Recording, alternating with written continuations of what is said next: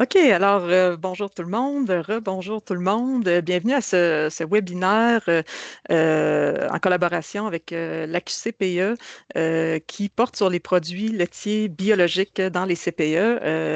Ce qu'on va faire ensemble aujourd'hui, en fait, on va vous parler d'un projet qui a été réalisé par le Centre d'innovation sociale en agriculture à la demande du Syndicat des producteurs de lait biologique du Québec.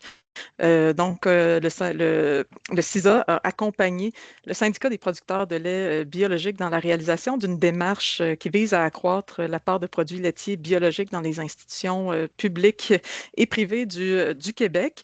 Ce projet aujourd'hui, ben, il est en toute fin de parcours on voulait diffuser, faire rayonner la démarche et faire connaître aussi l'offre en produits laitiers biologiques auprès des responsables alimentaires, des CPE. D'où l'organisation de ce webinaire. Donc, ce qui nous attend aujourd'hui, c'est d'une part une petite mise en contexte sur le projet et les objectifs de cette démarche. Ensuite, quelques réflexions par rapport à l'alimentation durable en CPE. Euh, on va vous présenter évidemment les produits laitiers biologiques, quels sont leurs attributs, en quoi ça peut représenter un choix qui est logique pour l'alimentation en CPE et qui peut vous aider à atteindre vos objectifs en matière de développement durable. Quelques stratégies pour intégrer ces produits également dans vos menus et différentes ressources qui pourraient vous aider à faire le pas de plus pour une alimentation plus durable en CPE. Et ça va être suivi par une période de discussion et de questions. Petite mise en contexte, je vous disais, c'est un projet qui est porté par le syndicat des producteurs de lait biologique du Québec, qui est accompagné par le Centre d'innovation sociale en agriculture, qui est un centre de transfert en centre collégial, donc qui est associé au Cégep de Victoriaville. C'est un projet qui a été financé par le ministère de l'Agriculture, des Pêcheries et de l'Alimentation dans le cadre du programme de développement territorial et sectoriel. Pourquoi on est ici aujourd'hui? C'est parce que on avait la chance d'avoir sur notre comité de gouvernance intersectorielle là, associé au projet Philippe Grand de la QCPE qui a participé, qui a suivi de près notre démarche et qui nous a ouvert la porte vers cette présentation aujourd'hui. Je vous disais tout à l'heure, c'est un projet qui prend fin bientôt. Le projet a débuté en novembre 2024 et se termine en novembre, à la fin novembre 2025. Quel était l'objectif du projet? Bien, c'était d'identifier puis de réaliser certaines actions stratégiques sectorielles pour accroître la part de produits laitiers biologiques dans les institutions publiques et privées du Québec par une démarche d'innovation sociale. Donc, au CISA, on utilise toujours cette approche d'innovation sociale, c'est-à-dire qu'on va chercher à mettre ensemble les acteurs concernés par des enjeux, des problématiques, pour qu'ils trouvent ensemble des solutions pour lever certains freins aux défis pour trouver certaines solutions aux défis qu'ils rencontrent. À travers le projet qu'on a réalisé avec le syndicat, on avait quelques grands objectifs. D'un, on a cherché à faire un portrait de la demande en produits laitiers dans le secteur institutionnel. Tout à l'heure, je vous livrerai quelques informations concernant les CPE. On a eu accès à certaines données par rapport à l'achat de produits laitiers pour voir quels sont les produits les plus en demande et quelles pourraient être les opportunités là, pour les produits laitiers biologiques dans le secteur des CPE. Et on vous invite à nous alimenter aussi à ce sujet-là. On a organisé un grand événement, un sommet au mois de mai où on a rassemblé justement les différents acteurs de l'approvisionnement institutionnel, une cinquantaine de personnes qui se sont rassemblées à la maison de l'UPA pour réfléchir ensemble à des pistes d'action stratégiques qui pourraient être déployées à l'échelle du Québec par différents acteurs pour accroître la part de produits laitiers bio dans les achats institutionnels. On a aussi documenté différents modèles innovants on est en train de travailler pour faire une campagne de promotion là, des produits laitiers biologiques dans les services alimentaires institutionnels. C'est quelque chose qu'on va lancer sous peu. Finalement, le dernier volet qui nous concerne aujourd'hui, c'était de faire rayonner l'offre québécoise en produits laitiers biologiques sur différentes tribunes. À travers le projet, on s'est rendu compte que les produits laitiers bio étaient méconnus par les responsables alimentaires, que plusieurs avaient de la difficulté aussi à y associer des attributs ou des caractéristiques distinctives. Donc, c'est notre objectif aujourd'hui là, de vous faire connaître cette offre en produits laitiers bio et qu'est-ce qui caractérise ces produits. Ce qu'on veut faire valoir aujourd'hui avec vous, c'est le fait que les produits laitiers biologiques, ben, ils représentent de véritables acquisitions responsables qui peuvent permettre d'offrir une alimentation plus durable aux enfants, puis contribuer concrètement aussi à l'amélioration à la protection de l'environnement. La certification biologique au Québec, c'est la seule certification qui est reconnue en ce moment, ben, une des seules certifications reconnues au Québec en matière de développement durable avec les pêches durables. Donc, on pense que d'accroître la part d'aliments biologiques, c'est une façon concrète et avec des garanties d'impact importants au niveau à la fois ben, économique, mais surtout environnemental pour nos collectivités. On sait que les responsables alimentaires en CPE évoluent dans un contexte avec des contraintes budgétaires importantes, là, avec un prix fixe à l'assiette, mais on sait également que c'est un milieu qui est très dynamique, comme le disait Philippe Grand. Le fait que les services alimentaires soient surtout en autogestion peut donner une marge de manœuvre qui est intéressante, qui peut permettre, comme je pense que vous en témoignez, vous en avez témoigné avant que la rencontre commence, là, d'innover et de faire des grandes choses en matière de développement durable. Je voulais juste prendre quelques instants pour situer un petit peu notre projet en lien avec vos orientations en matière d'alimentation durable en CPE. Je pense que c'est des éléments que vous connaissez très bien déjà, avec lesquels vous êtes déjà familier, mais de mon côté, ça m'a permis, ça m'a forcé à me plonger dans un peu les cadres de référence là, qui guident vos choix en matière d'alimentation. Ce que je remarquais, c'est que contrairement à d'autres institutions du Québec, les CPE ne sont pas directement visés par des politiques nationales d'acquisition responsable, de développement durable ou d'achat local, contrairement au système de santé, au milieu d'éducation, où les cibles d'achat qui doivent se doter de cibles d'achat en aliments locaux, qui doivent se doter de politiques de développement durable, etc. Du côté des CPE, il y a certaines orientations en matière de développement durable, vous pourrez m'éclairer tout à l'heure, qui sont fournies par le ministère de la Famille à travers le guide Gazelle et Potiron, puis son complément pour l'alimentation responsable. Mais c'est du ressort finalement de chaque CPE de se doter d'une politique alimentaire accompagnée par la QCPE là, et d'adopter certains principes de développement durable dans ses pratiques. Mais ce que je voyais en cherchant sur le web, c'est que bien le fait que, comme je vous disais tout à l'heure, la très grande majorité des CPE soient en autogestion et partagent des valeurs communes de développement durable, là, ça fait un secteur très dynamique et innovant en matière d'alimentation saine, locale et durable. Et c'est un des éléments qui nous a amenés auprès de vous aujourd'hui. Euh, Concernant l'alimentation durable, le guide Gazelle et Potiron ce qui est mentionné dans ce guide-là par rapport à l'alimentation qui a attiré mon attention, c'est la place du lait et des produits laitiers dans l'alimentation des enfants. Donc, il y a peu d'éléments en matière de développement durable. Le guide est surtout axé sur l'alimentation nutritive. Donc, on dit que le lait contient des matières grasses essentielles au développement des tout-petits, que le lait 2%, 3,25% peut être offert, qu'au moins une portion de lait devrait être offerte également par jour. Donc, l'accent est surtout mis sur l'aspect nutritif des produits laitiers dans l'alimentation des enfants. Là où ça devenait plus intéressant pour nous, c'est l'outil complémentaire en lien avec l'alimentation responsable dans les services de garde éducatifs à l'enfance, où là, on fait un pas de plus en matière d'orientation là, par rapport à l'alimentation responsable.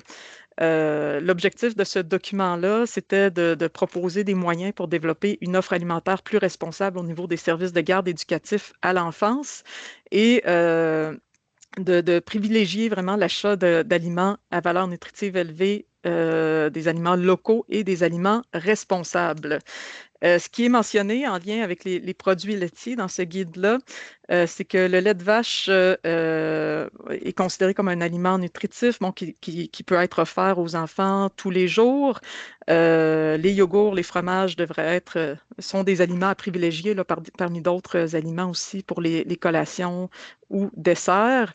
Et il est mentionné aussi qu'il est dans les pratiques à privilégier d'offrir, quand cela est possible, des produits biologiques ou issus du commerce équitable. Donc, c'est la quatrième pratique qui apparaît dans les pratiques à privilégier. Donc, on dit d'intégrer graduellement des aliments locaux, de garder une flexibilité dans la façon d'élaborer le menu pour incorporer davantage de produits de saison, augmenter la variété des aliments pour contribuer à la biodiversité et offrir, quand c'est possible, des aliments biologiques ou issus du commerce équitable. Et ça continue, ainsi de suite. Donc, il y a une mention ici des produits biologiques.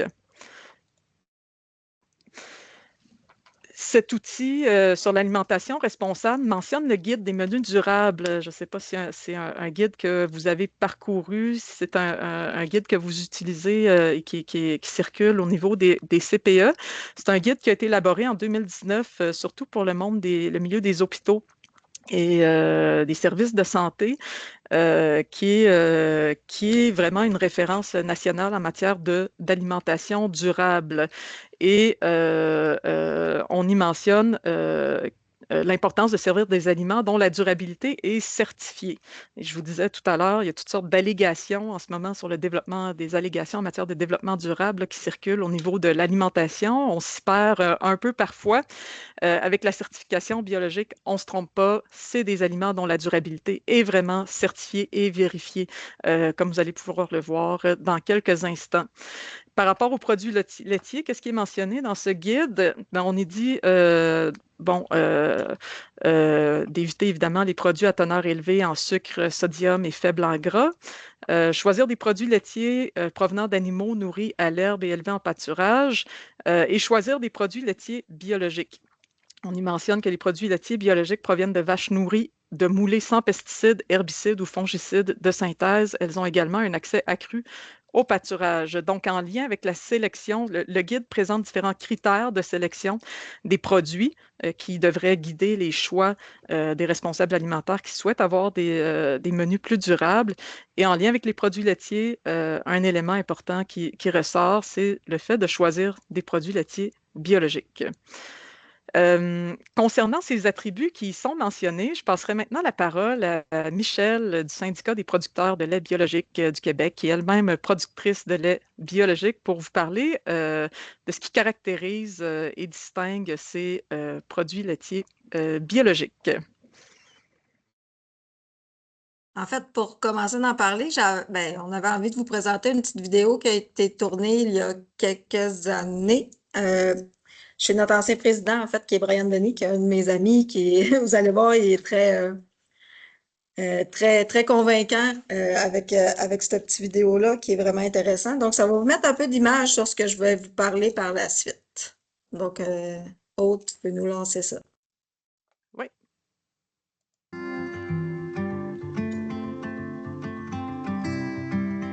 C'est un mode de vie, le mode biologique. C'est en lien avec nos valeurs, avec nos convictions, c'est proche de la nature, proche des animaux et tout ça. Tout ce qui est vivant, c'est de travailler en harmonie avec ça. Il faut être prêt à l'accepter, à passer au travers. Un coup que t'es dedans, tu ne veux pas retourner en arrière. Je suis comme ça, moi, dans la vie en général. Je consomme du bio, je consomme localement. Donc, c'était juste logique d'ouvrir un café, une brûlerie biologique.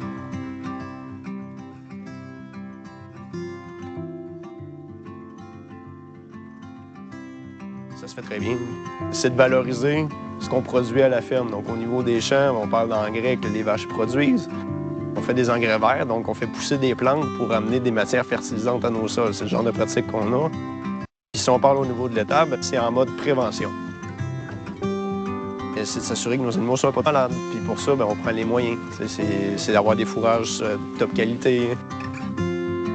On a des médecines alternatives aussi pour s'assurer que nos animaux aillent bien.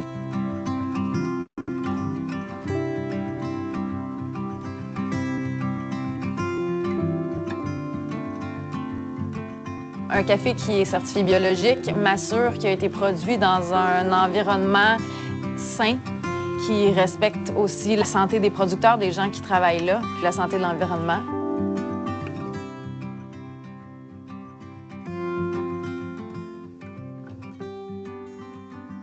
C'est justement, d'avoir des bons résultats par la suite, malgré les contraintes que ça peut amener, ben ça, c'est extrêmement valorisant. Là, tu es en train de traiter les vaches, puis là, tu regardes la cruche à lait.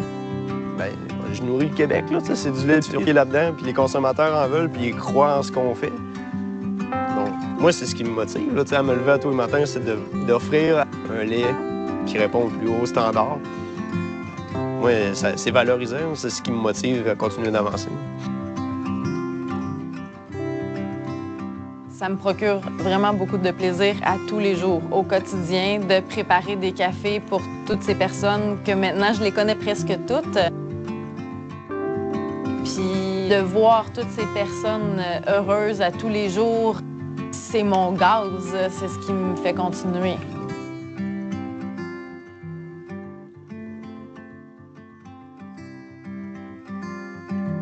Ça croît de façon exponentielle là, en ce moment. Juste dans un rayon d'une trentaine de kilomètres, ici, on est 13 fermes certifiées biologiques. Là, dans 30 kilomètres, là, les petits villages voisins, ça fait des petits un peu partout. Puis on travaille tous ensemble, on partage les équipements, même des fois de la main-d'œuvre. On se voit vraiment comme une famille.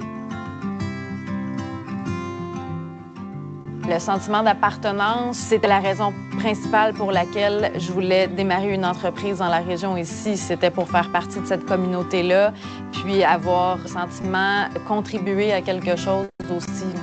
C'est plus grand que nous. C'est tout le monde ensemble, on fait avancer une cause, si on peut dire. Toujours en harmonie avec nos valeurs, nos convictions. Moi, c'est valorisant, c'est ce qui me motive à continuer d'avancer.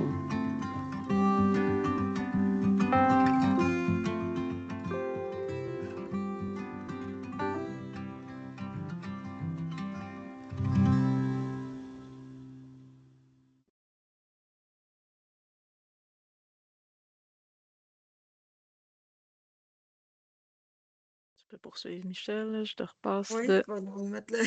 Oui, je vais... partager ton écran. Oui, voilà. Donc, vous l'avez entendu Super. un petit peu, on va aller un petit peu plus en détail dans ce que c'est un produit laitier certifié biologique.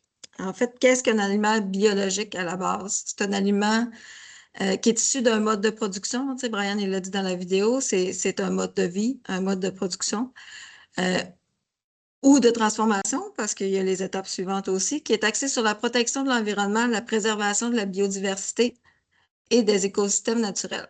Ça favorise le bien-être et des animaux tout en privilégiant la prévention en santé des individus. Des individus, on parle des producteurs qui font l'agriculture et également, la population en général en prenant soin de notre environnement puis de ce qui est nos milieux de vie finalement. C'est des aliments mieux connus par les interdits souvent. Tu sais, quand on parle d'aliments biologiques, souvent on entend c'est sans pesticides, sans engrais chimiques, de synthèse. On a des choses qu'on met de l'avant, souvent on n'a pas le droit d'utiliser des bouts d'épuration. Les OGM sont interdits. Les hormones de croissance également. Les colorants et les agents de conservation synthétiques, autant dans la transformation que dans la production. Je veux faire une petite parenthèse, puis je pense qu'on va en reparler un peu plus tard dans la présentation, là, mais les hormones de croissance dans le lait, il y en a pas. Il y en a pas dans n'importe quel, parce qu'on n'a pas le droit d'utiliser des hormones de croissance au Canada. Par contre, ce qu'il y a de plus dans le biologique, c'est qu'on n'a pas le droit d'utiliser d'hormones de reproduction non plus. L'alimentation des animaux est 100% biologique. Là, c'est marqué incluant des fourrages, là, mais c'est au-dessus de 60% de fourrage, l'alimentation des vaches laitières biologiques. Puis je vous dirais qu'en majorité, on est au-delà du 60% qui est obligatoire. Donc, c'est des animaux qui sont nourris à l'herbe.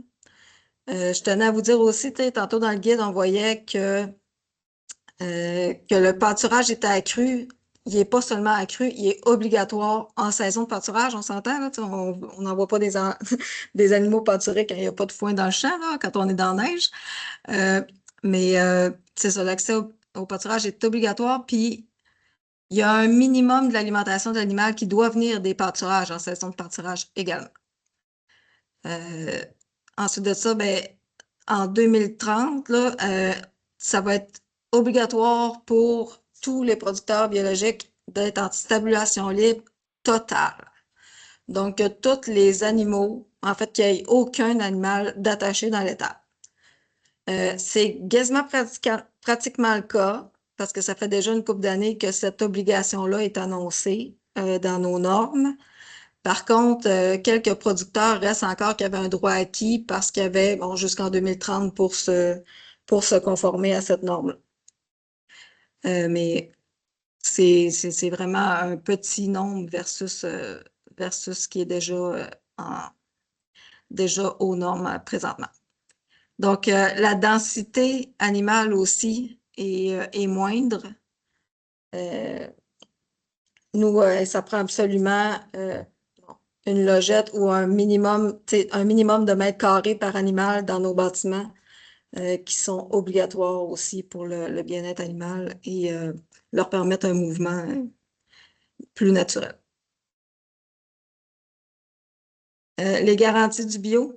Donc, c'est une appellation biologique encadrée par une loi. On est inspecté annuellement par un certificateur, puis la traçabilité de la ferme à la fourchette. Donc, quand vous achetez un aliment biologique, vous êtes sûr que du début à la fin, son parcours a été suivi. Vous voyez sur le côté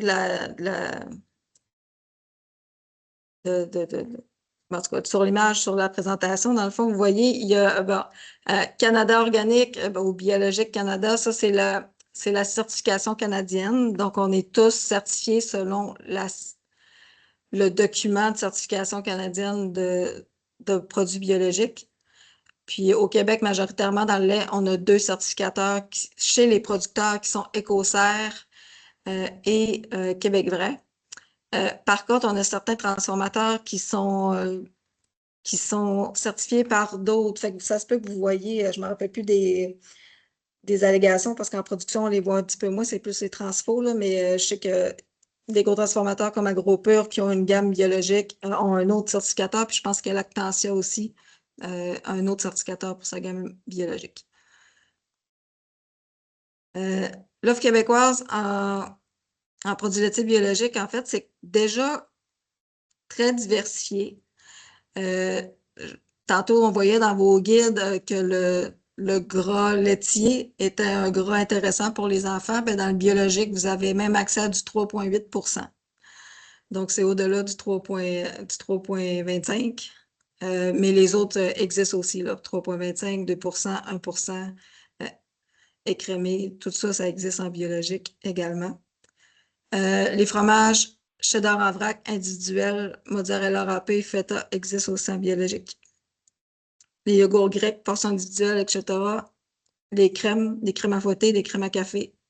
Et il y a du beurre aussi biologique disponible. Puis, ben, on n'en parle pas, là, mais on a aussi beaucoup de producteurs qui font des fromages fins, qui sont quand même bien connus.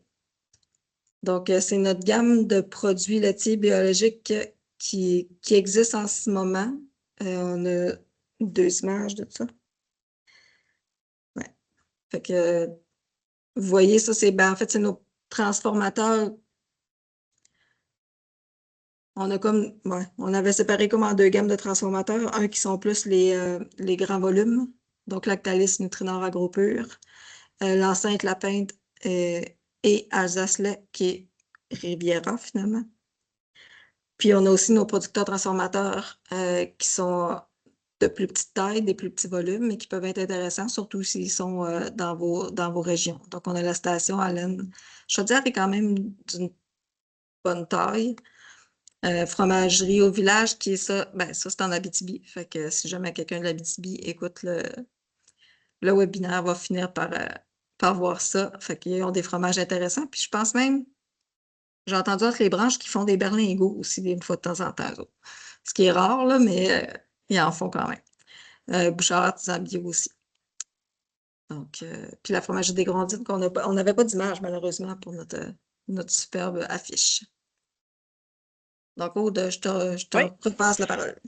Ben oui, merci Michel.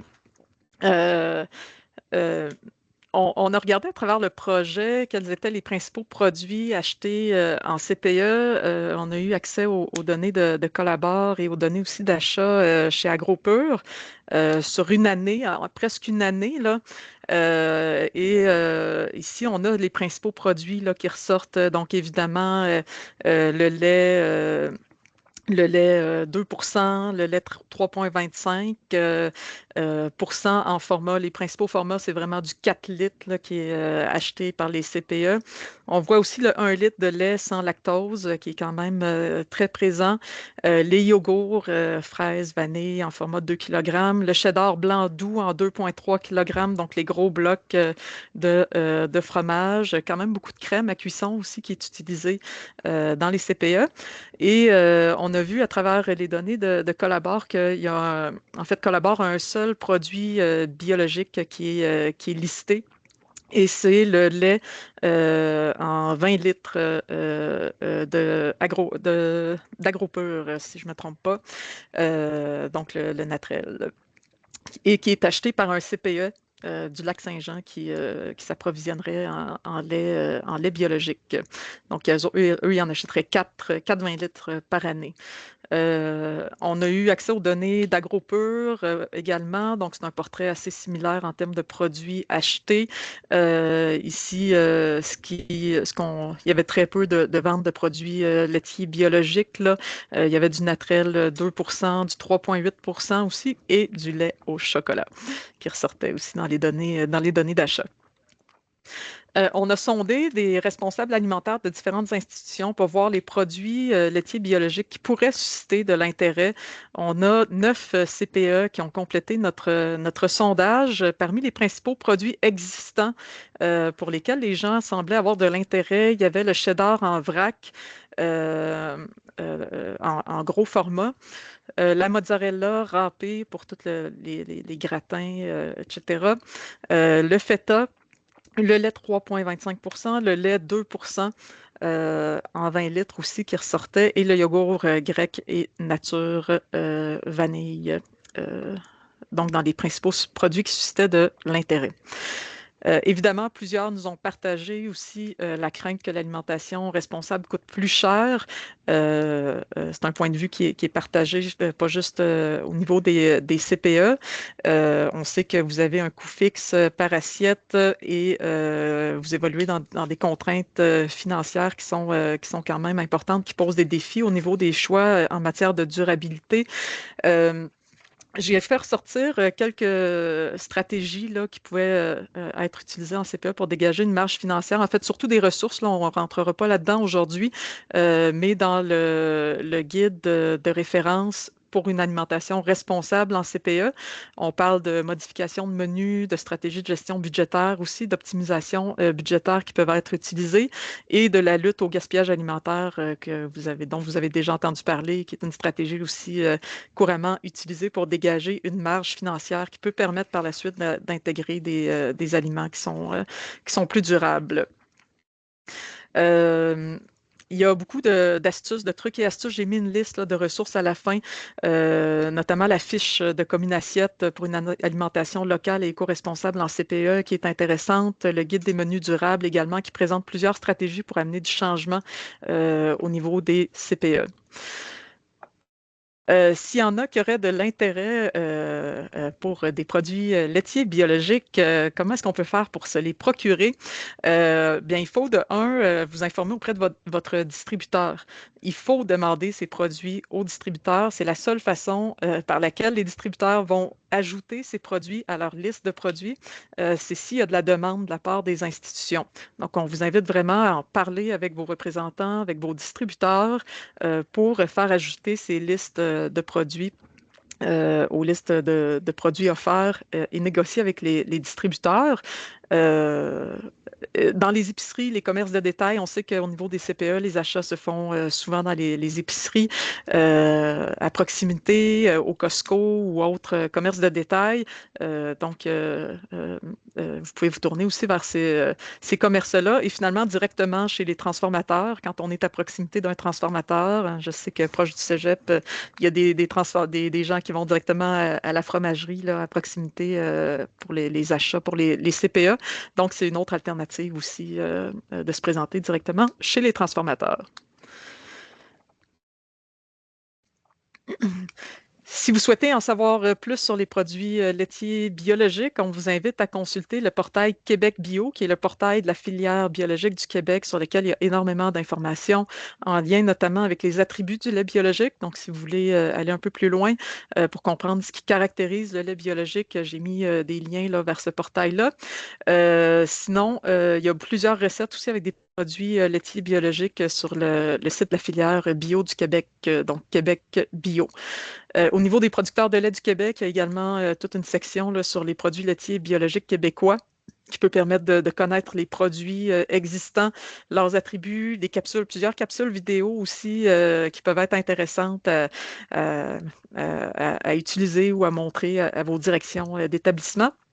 Il y a des trousses, des recettes, des trousses de recettes, des activités sur le lait aussi pour les enfants sur le site des producteurs de lait du Québec. Et finalement, le programme Éveil au vert, qui est enseignement CPE durable, que vous connaissez sans doute, là, le programme d'accompagnement et de certification pour les CPE qui adoptent différentes pratiques en matière de développement durable, dont une alimentation plus durable. Des outils pour vous accompagner. Je vous parlais tout à l'heure de la fiche de commune assiette, le guide des menus durables et l'alimentation responsable en service de garde éducatif à l'enfance. Ce serait le temps maintenant d'échanger ensemble. Il nous reste une vingtaine de minutes pour discuter. Donc, je vous remercie d'avoir participé à ce webinaire-là. Si vous avez des questions, vous pouvez m'écrire, vous pouvez communiquer avec moi. J'ai mis mon adresse courriel et on en profite pour vous dire qu'on souhaite réaliser un projet pilote pour accompagner des institutions qui auraient le goût de faire un pas de plus et d'intégrer un produit laitier biologique dans leur menu. Donc, on est en train d'élaborer une phase 2 à notre projet actuel. Si vous avez de l'intérêt par rapport à ce projet-là, on vous invite également à nous contacter là, à l'adresse courriel ci-jointe. Donc, on cherche des ambassadeurs et ambassadrices qui seraient prêtes à faire un pas de plus en ajoutant des produits laitiers bio à leur menu. Donc, merci beaucoup et on passerait maintenant à la période d'échange et de questions.